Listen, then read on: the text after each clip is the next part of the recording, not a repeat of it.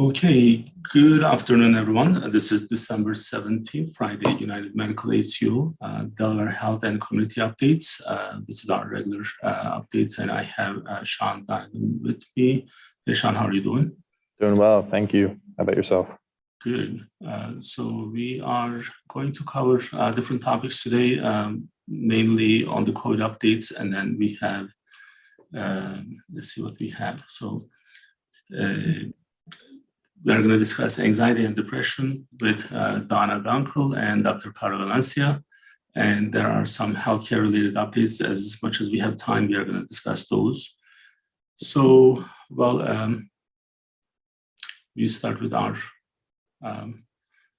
cartoon of the week. So, Sean, this is yours. Sure. Yeah. So our new feature here is kind of our political cartoon related to healthcare. So this one here we have featured from US News. It's kind of the gist behind this is the blame game, whereas, we have the citizens in the lower left are saying, the economy is tanking, they're blaming President Biden, and you have him tossing the blame off to the virus. And then, of course, the virus saying, being that people aren't being vaccinated, that's why it's still around and looming. So it's kind of just this idea that no one's really taking acceptance and they just want to pass it off. All right, so now let's start with our COVID updates, and then we can introduce our guest for today. Yeah, definitely.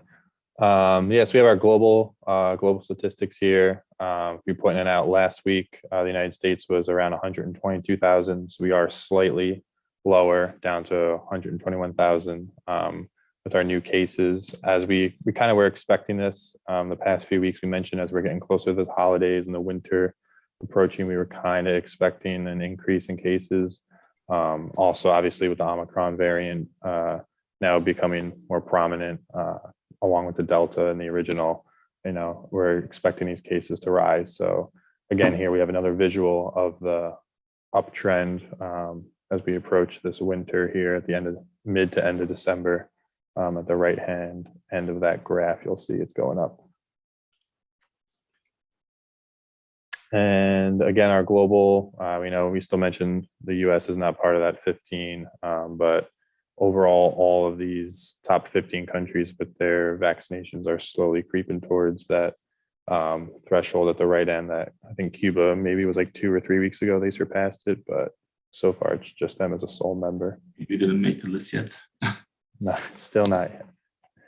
And then here is our United States vaccinations. So we are up to 488 million. So far it was 475 million, I should say, last week. So 74.4% of the country's population. And then if you see the graph below as a visual, we do have that steady uptrend as we approach, again, end of December here. And we're looking down at the bottom at the average weekly, during the last week report, averaged around 1.3 million administered vaccines. So this is the entire United States with just the summary of 202 million people fully vaccinated, right? So, that's fully vaccinated. The chart there in the middle of the screen is at least one dose, breaking it down by the age. And then also you see on the left-hand side, we also have over 56 million now have the booster dose. Yep. So what's surprising is the Delaware. So like, again, we want, as we are the healthcare providers, you would like to see Delaware being one of the examples for all the good stuff, not the bad. So the vaccination is, it's about the average, right? So we actually have seen this even with the testing during the process that we were getting in the beginning of the COVID. So the number of tests that we have done, that was not actually enough, or we were always below the US average. So, but still we have about 554,000 people who are fully vaccinated. So from that, let's see,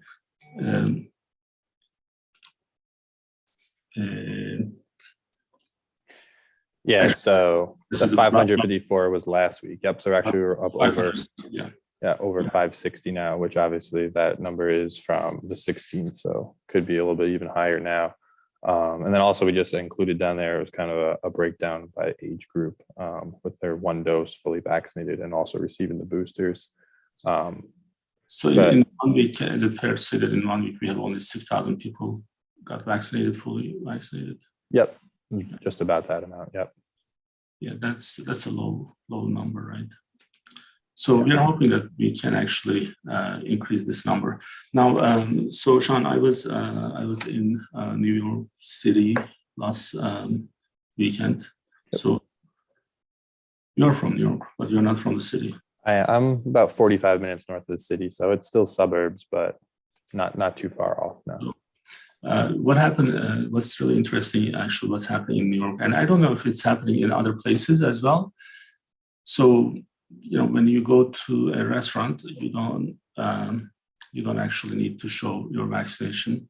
Mm-hmm. But when you go to a movie theater, we mentioned last week we were one of the sponsors for the New York Turkish Film Festival, and the movie theater, in order to get in, you have to be vaccinated. So about an hour before that, we had a brunch and we were at a restaurant, and then a bunch of people were sitting next to us, and we don't know who they are. So then no one was vaccinated because no one was asking in the beginning. So then I'm assuming that they're not vaccinated because they didn't ask us. Right. So, and then an hour later, you have to go to a movie theater, and then now you have to be vaccinated, and you have to be putting in the movie theater, you have to keep your mask on. Mm-hmm. So like if there's a different air in the restaurant, like it's pretty hideous process. It sounds like there should be some sort of standard in place, regardless of what establishment you're in, what's the occasion. So the interesting part for me was I didn't have my vaccine card. So I panicked for a second, and then I just realized that I have my IQ Health, our patient portal. Yep. And I was able to pull the vaccine document.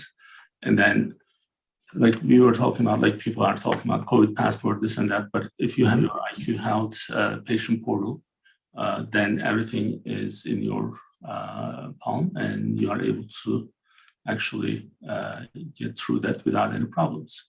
So it was the most probably useful time ever. There you go. Of course, make the trip. You want it to be worthwhile. But yeah, you said good thing that you do have your IQ Health set up, and then you're able, obviously, electronically, bam, access right there with your smartphone on the spot. Yeah. So, well, at this point, like even with let's say even pandemic is over, like it's not, but even if it's over, the telehealth is not going to go anywhere. So for all of our patients, for them to activate and get used to their patient portal is extremely important. So, right. And many people are complaining about phones not being answered, prescription not being refilled, because we don't do those things through the phone. So it needs to be through the system, through the patient portal. Mm-hmm. And it's extremely user-friendly, and not using it is not a good option for anyone. So now, we are going to have our guest coming soon. I don't believe Dr. Valencia signed in yet. So what I would like to do while we are waiting for him is, let's see, I'm going to open up.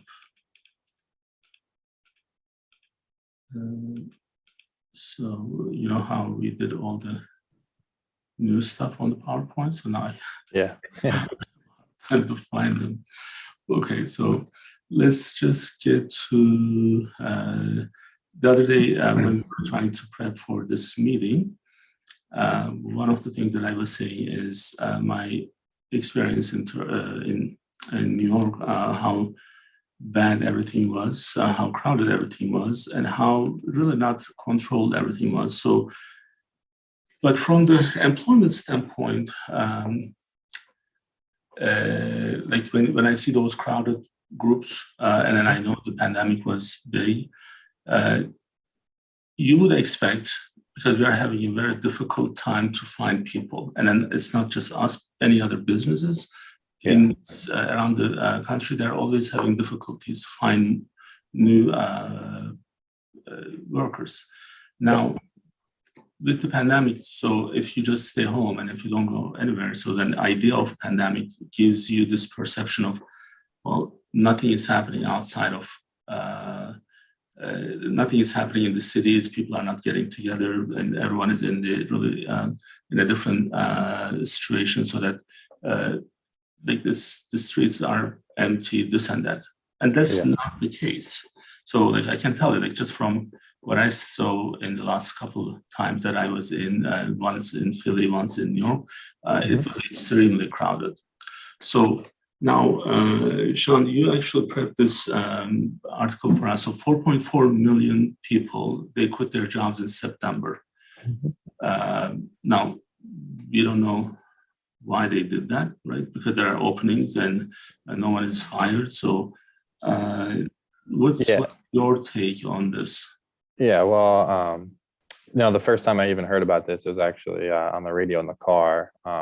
And during like one of the commercials, you know, they come out with, you know, their national news and just headlines throughout the country. And that was kind of one of the highlights, that in September, it was a record, you know, with the most, I don't know if it was necessarily quitting or a combination of people retiring, but kind of the both. But the fact that 4.4 million people did leave their job in the month of September was, I know, a record for the country.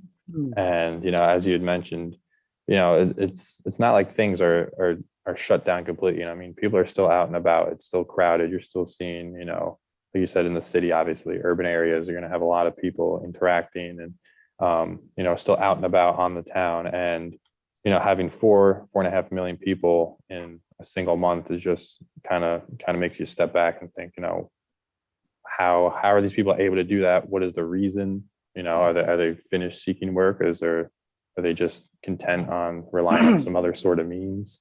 Sure. So, Sean, what I would like to do is Dr. Valencia just join us. So, because he's in the office and then because of the time restriction that we have, I'm going to actually go back to our topic. Yeah, definitely. I just saw him. So, Donna, you can join us at this point. Dr. Valencia, how are you doing? Good. Yeah. Thanks for having me again. Second time around. If I say you are my favorite primary care, it would be right because you are actually my primary care, right? That's correct. Yep.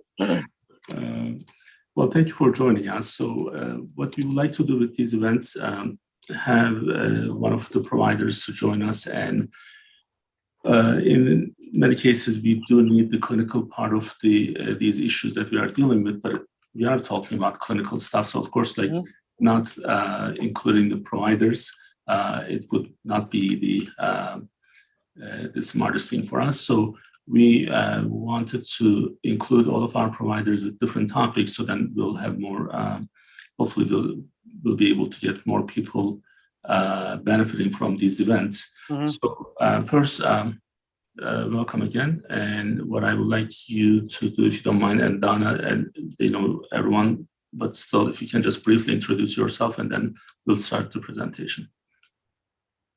Yeah, so again, my name is Dr. Carlo Valencia. I'm one of the primary care physicians at United Medical Clinic, board certified internal medicine, and I've been in practice for about 9 years, I believe. Yep. And again, thank you for having me again. Thank you. Hi, good afternoon, everyone. My name is Donna Gunkel. I'm the Director of Clinical Integration for United Medical ACO. So I am over all of the clinical programs that support our network of physicians. Thank you, Donna. So we are going to discuss anxiety and depression.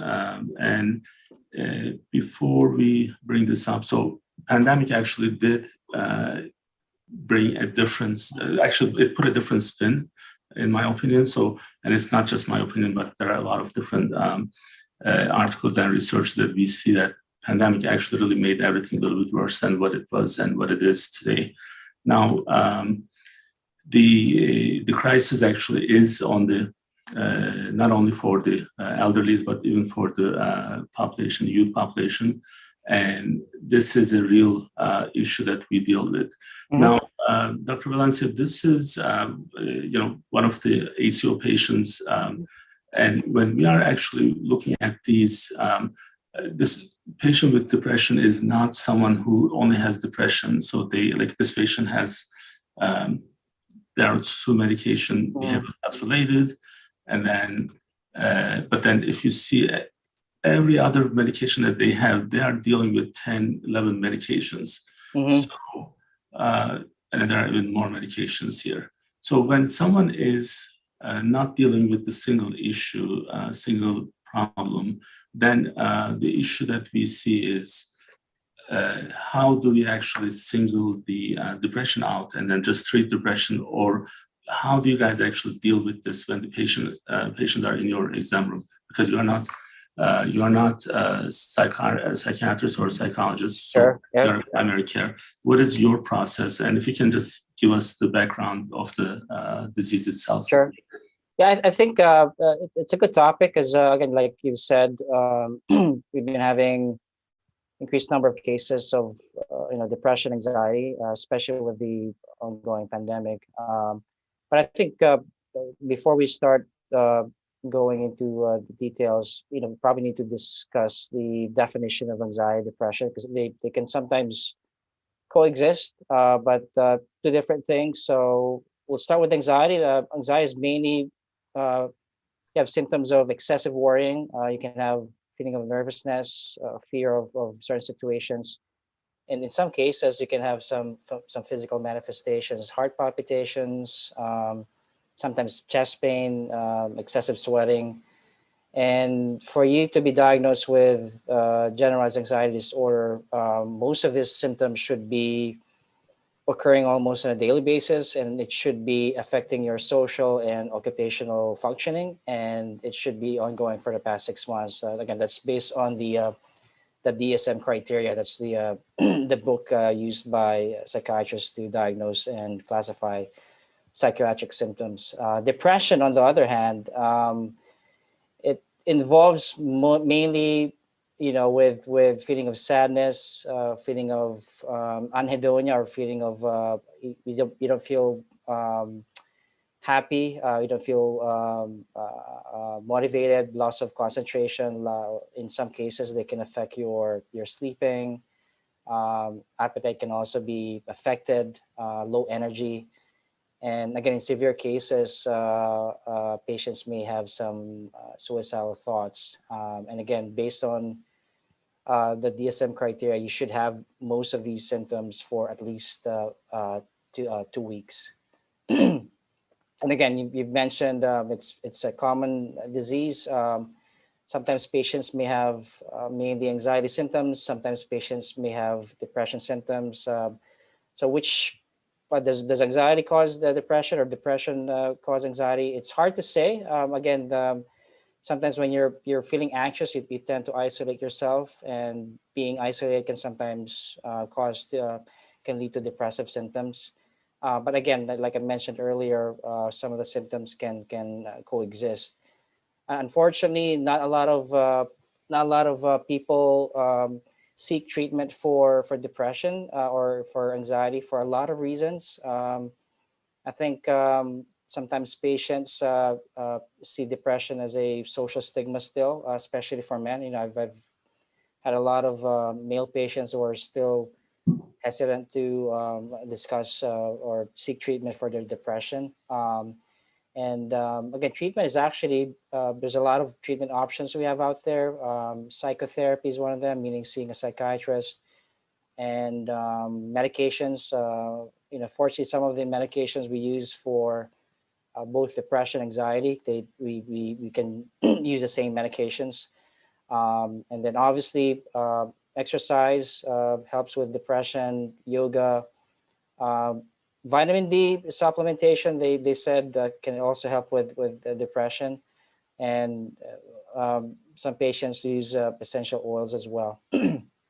So with the pandemic, your patient population that you are dealing with, do you see more cases with depression and anxiety, or is it similar? Yeah, again, like I've said earlier, we're seeing more cases of the depression, anxiety. In fact, there was a study done by CDC. They sent out like invitations or surveys to 800,000 adults across the U.S. And this was, I think, back in 2020, last year. And based on their findings, it was like an online survey done in August and done in December. They found out that patients have an increased self-reported anxiety and depression symptoms from August to December. So again, the pandemic definitely affects a lot of people. We've been seeing a lot of patients having more depression, more anxiety, different reasons, from being isolated, not being able to see family members, and again, I had this patient who was working in the hospital. She said it's just so depressing, and the point where she cannot function. The depression has been debilitating for her, so she had to take time off of work. So again, a lot of these things are from the ongoing pandemic. And also there is other than the COVID-related stuff, there's a seasonal affective disorder, right? So how is this different than depression or anxiety? Yeah, seasonal affective disorder, it's mainly a subset of it's a type of mood disorder. So you basically develop mood symptoms or depressive symptoms, which is seasonal in onset, and then they do remission every season. So sometimes you can develop the symptoms during the fall season, and then I think there is a corresponding symptom onset during summertime. I think the depression during the winter season is more common than the one during the summertime. And again, most of the symptoms are somewhat similar to depression. They can have excessive eating, decreased concentration. Possible cause of seasonal affective disorder, they said lack of sunlight alters your biological clock that regulates your mood. Chemical imbalance as well. Again, vitamin D I mentioned earlier can also be a factor. And again, for a lot of patients with seasonal affective disorder, they usually go away after let's say after winter season or after summer season. Typically, treatment includes, again, same type of medications we use for depression, antidepressants, phototherapy, getting more sun exposure during winter season also helps with coping up with seasonal affective disorder. So it's basically just a subset of a mood disorder that's seasonal in nature, I would say. So, And I think, sorry. Go ahead, Donna. No, I was going to say, so a lot of times, you hear the winter blues and Right. people feel that they have that because it's like they get up, they go to work. Maybe it's Sure. barely light when they go to work. When they come out of work, it's dark. They tend to just want to go home and kind of hibernate. So again, Right. it's some of those same things that we're seeing where they are kind of isolated. They're not around people maybe as much. It's cold.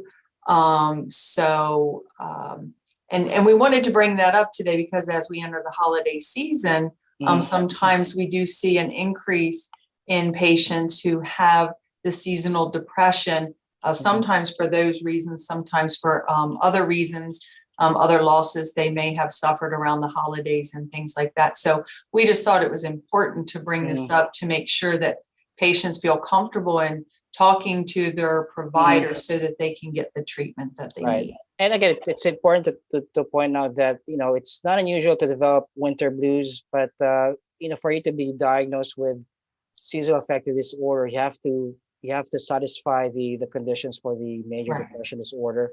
So it's like a milder form of seasonal affective disorder, but in a lot of times patients will develop that. But for patients with seasonal affective disorder, you get that regular symptom onset every year, and again, some of these patients may need some treatment similar to patients with regular depression. When kind of preparing for this event, so depression always reminds me of this this show. I don't know if you guys remember this. This is where our not MD Tom Cruise, who was talking about depression and blaming people who are being treated for depression if they are taking medications and stuff. And I actually was watching this again last night just to see what we can actually bring out in this topic, because you just mentioned people are not able to bring up these types of issues easily. Mm-hmm. So they don't like the idea of being depressed, and they also don't like repeating that to other people. So, but we want our patients to be comfortable with their primary care. But what would be the regular setting? Because your setting in your exam room, for example, so you're not really, it's not a therapy office, right? So in terms of getting to know the patient, and what's the process that you guys are going through to identify the real issue? With that one, I have another related question to that. As we are doing the case reviews, case conferences, one of the you know how I am with the numbers, with the statistics. So I always look at the possibility and probability of different things. I see like patients who's not controlling their A1C, they are usually, they also have depression. Patients with morbid obesity, they have depression. So these are so much related, but sometimes we're not maybe approaching the right issue or treating the right issue, or do patients not come out and tell you exactly what they are going through with those issues? Right. So again, there's different, there's some different triggers for depression. You know, obviously, if a lot of medical conditions, sometimes patients will feel depressed with their conditions. Social stressors, like if somebody dies in a family, or if there's something happens with let's say their marital life, any type of stressors can definitely cause you know, flare up of depressive symptoms. But again, in some cases, like again, like I mentioned earlier, men they tend to be more, I would say, they try to keep everything for themselves. That's why we usually do like a standardized screening questions, like a PHQ-9, just because again, if you don't ask them certain questions, they're not gonna volunteer those information. So unless you ask the right questions, you're not going to be able to pick up those patients with milder forms of depression. And that is key. We do, you know, in all of our practices, look at doing the screenings at least on an annual basis, and then more frequently if they have, you know, some other life event, as Dr. Carlo mentioned. It is important, and sometimes that is the opportunity that maybe the patient's looking for, so they don't feel comfortable coming out with it. But if you ask the question, then it poses that, and you know, not every time, but hopefully, you know, it does lead them to feel comfortable and then to open up about the situation. Right. And I think as you grow to know the patients, they tend to feel more comfortable with you, so you develop that rapport with the patient. I had this patient I saw, I think just recently, he was in the ER for weight loss, and they did a workup. They couldn't figure out what caused the weight loss. So when I saw him in the office, I asked him what the reason for the weight loss is. So he eventually admitted that he hasn't been eating, and he's been feeling depressed. So again, it's sometimes patients they don't volunteer those information. They're not readily, they don't admit that they have some depressive symptoms in some cases. You know, I don't want to push my own agenda, but one of the things that helps people with depression is adopting puppies or kittens, right? So they do actually. So this week, brand of mine, SPCA, they are bringing more animals from the tornado area, actually. So there will be more puppies and kittens be available for adoption. So if anyone is going through the depression, or you feel like you are lonely, you can always adopt one. But one of the things that I want to ask you, this issue with the youth population, it's more and more common. It becomes more and more common. Is that something related to the generation that we are going through, generational issue, or is it something that's just the time that we live in? Is it like true for everyone else, or is it just more for one group of population?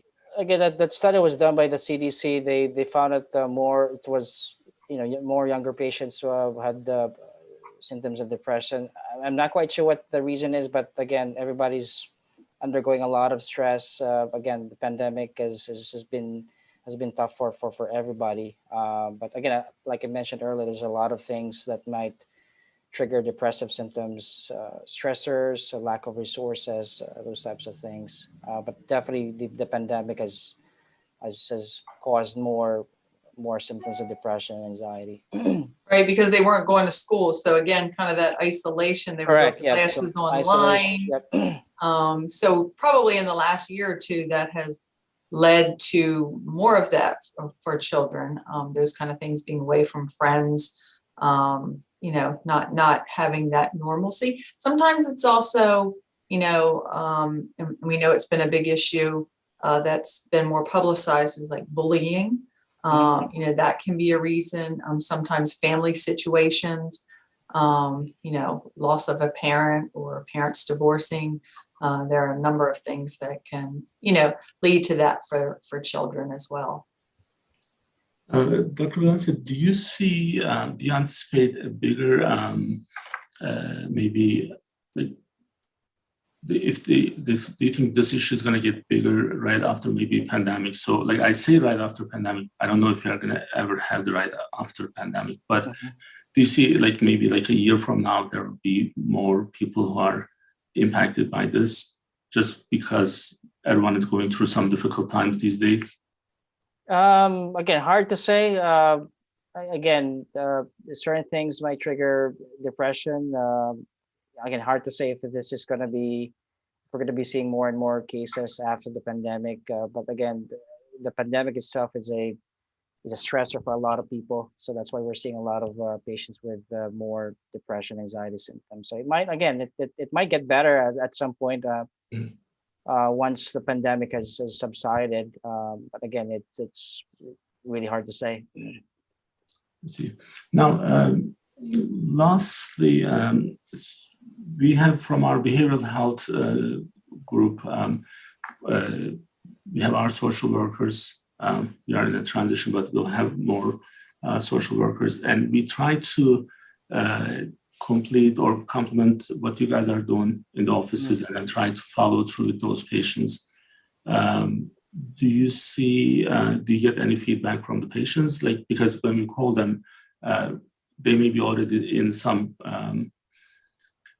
treatment and then they are not sharing that with the primary care. And then we find out when we are following up with those patients. Do you get any feedback from the patients related to what we are doing?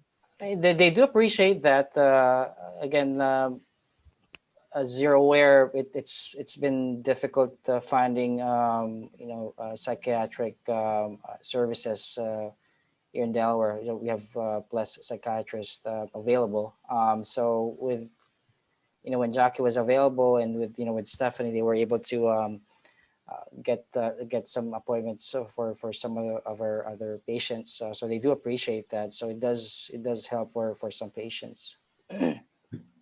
Well, I know you are in the office and you are seeing patients, and I do want to thank you for your time and participating for this.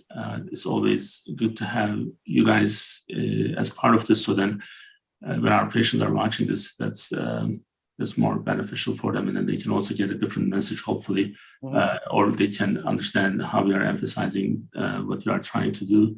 And thank you for being with us, and hopefully we'll see you again in the next couple months. Okay, thank you. Thank you. Okay, bye-bye. Bye. So Donna, Donna is gone.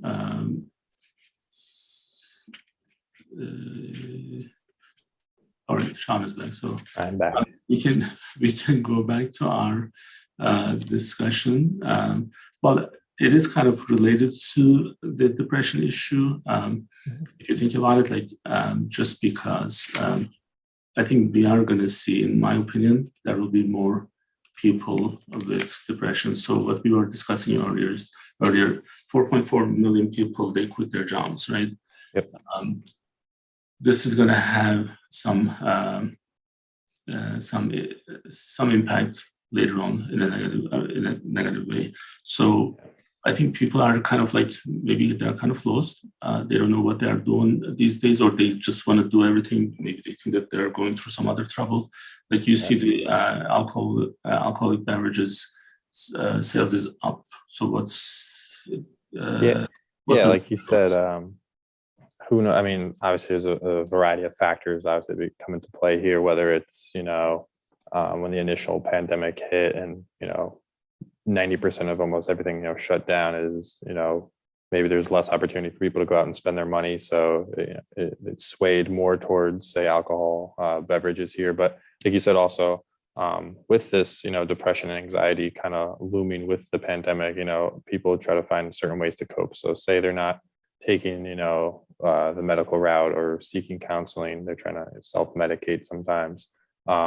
There's so many different factors that could come into play here. But like you're saying, overall, with the jobs, the 4.4 million people quitting their jobs, we're seeing an increase in liquor spending. Now the restaurant, bar and restaurant scene also outperformed what was predicted. So people are spending more money, but now you're saying, obviously quitting your jobs, you're having less money come in. So, kind of what are they using as their means to get by? Is it a sustainable approach for these people, or will there be, more consequences down the line that maybe they're just not taking into consideration at the current time? So this says that about 59 million people are receiving welfare. This is monthly, right? So this may be different for each state, but the other thing that I can add to this, more than 30% of Delaware population is on Medicaid, some type of Medicaid, and Medicaid is with the poverty level being lower than a certain level. So this, when you look at it from a different point, this may be even higher than what it is. People who really don't actually get it, or who's not able to get it, Right. who don't have access. That number is the official number, but my guess is it's higher than that. Mm-hmm. But what we are seeing is that people are actually, like, as you said, like they're spending more money. They're drinking more. They quit their jobs. So it's almost like if there's something else is going to happen that we don't know. If they know, I certainly hope they share with me sooner than later. So you have right? I'll make a few calls. No, yeah, but it's I guess concerning. I mean, are people living for the present a little too drastically and not thinking what's going to happen down the line, where they're just I'll cross that bridge when I get there type approach, or maybe they have to kind of reevaluate some lifestyle changes there, see what's more sustainable. But as you said there with the welfare, that article that I had included there just came out this past week, and it was some numbers that kind of make you take a step back. And I don't think people realize how many people rely on certain programs from the government. Whether it's our food stamp assistance. There's so many different ones where you don't have to necessarily fall into each category, but definitely an alarming factor just looming in the back of your mind, just the fact of the spending, and with the bullets mentioned on the other side, with inflation happening, the job loss, it's kind of all these things compiled together. Definitely something to think about. It's the issue of, I'll tell you, like what I see is there are businesses who are looking for jobs, and there are people who are crying for jobs, and then there are people who are on the street, they're having way too much fun. Yeah. And it doesn't add up. Like when you look at all these things together, it just doesn't add up. So there's something wrong. Like if we are able to, it's not for the United States only. In our Turkey office, it's a smaller office, about a little over 50 people. And then Turkey economy is not even close to what we have here in terms of purchase power and others. And we are paying higher than the market there. And in that 50 people recently, 16 people left for other jobs in 1 year. So that's 35% of the total office. And 3 people, they quit because they got married. So in Turkey, actually, you, you get you're being rewarded for being married only if you're a female, though. So and I'm like, I talk to my family. I'm like, look, I mean, if you guys are having these crises, how come people can leave job like this that pay so well, and then they're able to find something else, or they're able to maybe not find something else for a couple of months, and then they're okay with being married and then just taking 3-4 months. So there's some accountability issue, and people are just going to expect more and more from others and from the government. And this is why actually one of the things that we started, and then I tried to kind of tie this into the topics that we are discussing last week. Our book was Crucial Accountability, and then complementing that book, the execution, the discipline of getting things done. So as I'm actually going through what these books are talking about, and I'm looking at the current behavior of like whatever you want to call, there's a big gap. So this book becomes almost so irrelevant these days for many of the people, and that's kind of sad. Yeah, as you mentioned even earlier, how you said, with the depression topic that we mentioned, is it something that's generational, or is it kind of, as everyone experiencing something as a whole? But like this, you're saying this of getting things done, are people now kind of accustomed with all our technology where it's, they kind of want to do less and less, but get rewarded more and more? You kind of want stuff, you want the immediate gratification, as opposed to, putting in the necessary time, effort, to reach long-term goals. So again, does that relate to the increased spending, bar and restaurant, liquor sales, where it's like, are there people just looking for this immediate gratification in the current moment, as opposed to down the line, more sustainable? I think what I see is there is definitely an accountability issue. So what I try to do is like communicate. The communication is, okay, so we do certain things, we expect certain things, and you rely on people, and then time is important. Like, I'll give you an example. This week I had a meeting, well, you were part of it. So with the client, and the client manager was reminded about this meeting. And from our side, I was on that meeting, you, Donna Ganko, and Katie. So 4 people.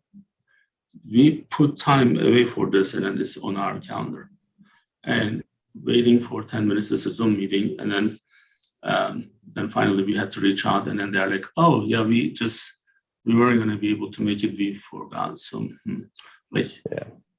you didn't forget, right? Like you just choose to not remember.